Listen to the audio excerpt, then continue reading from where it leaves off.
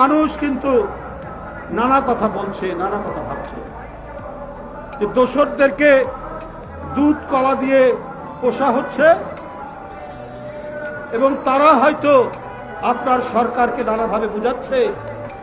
বিএনপির বিরুদ্ধে আপনার সরকারকে নানাভাবে বুঝাচ্ছে যেদেরকে বাড়তে দেওয়া যাবে না, এদেরকে নানাভাবে দমিয়ে রাখতে হবে। আমার মনে হচ্ছে বিএনপির প্রতি আচরণের ক্ষেত্রে আপনার সরকারের ভূমিকা মনে হচ্ছে এইরকম। আপনার সরকারের ভেতর থেকে মনে হয় তারা কেউ নির্বাচন চায় না, একটা মূলা ঝুলিয়ে রাখার চেষ্টা করছে। ডিসেম্বরে না হলে ফেব্রুয়ারিতে না হলে জুনে এইরকম নানা কথা বলছে, কিন্তু কেউ সুনির্দিষ্টভাবে বলছেন না অমুক মাসেই নির্বাচন হবে এবং সেই জন্য প্রয়োজনীয় পদক্ষেপ এই সরকার থেকে নেই। এটা অত্যন্ত সুস্পষ্ট। এই যে আপনার সরকারের টাল বাহানা নির্বাচন নিয়ে, আজকে দিনকে দিন কিন্তু দেশ তার যে শৌর্য, তার যে বীর্য, তার যে ৭১-এর যে অহংকার এবং ২৪-এর ৫ই আগস্টের যে অহংকার, সেই অহংকার মিলিয়ে মানুষের সবচাইতে বড় প্রত্যাশা বহুদলীয় বহুমাত্রিক গণতন্ত্র প্রতিষ্ঠা। এটা তো প্রতিষ্ঠা এখনো হয়নি।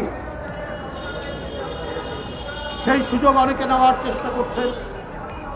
আজকে মানবিক করিডোরের কথা বলছেন, এই মানবিক করিডোরও আপনাকে লুকিয়ে লুকিয়ে এটা বলতে হচ্ছে। আপনার জনগণের ম্যান্ডেট নেই, আপনি নির্বাচিত নন।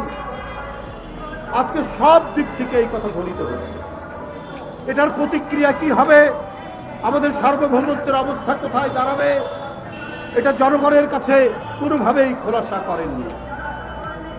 অনির্বাচিত সরকার অনেক গণবিরোধী সিদ্ধান্ত নেয়, কিন্তু আপনার সরকারের প্রতি প্রত্যেকটি গণতন্ত্রে অংশগ্রহণকারী রাজনৈতিক দল তারা সমর্থন দিয়েছে। কিন্তু সেই সমর্থনের মধ্যে আপনারা যে বলিয়ান হওয়ার কথা, সেই বলিয়ান আপনারা হতে পারেননি, কারণ জনগণের সাথে আপনারা কানামাছি খেলা খেলছেন, আপনারা লুকোচুরি করছেন। এই কানামাছি খেলতে গিয়ে জনগণের কাছে সন্দেহের মধ্যে আপনারা পড়ছেন। আজকে ভারত ট্রান্সশিপমেন্ট বাতিল করে দিয়েছে, আমাদের মালামাল ভারতের পোর্ট দিয়ে অন্য দেশে যেত। কেন করেছে? আমাদের সাথে তো কোনো বৈরিতা নাই। আজকে পাকিস্তানের সাথে তাদের সংকট তৈরি হয়েছে।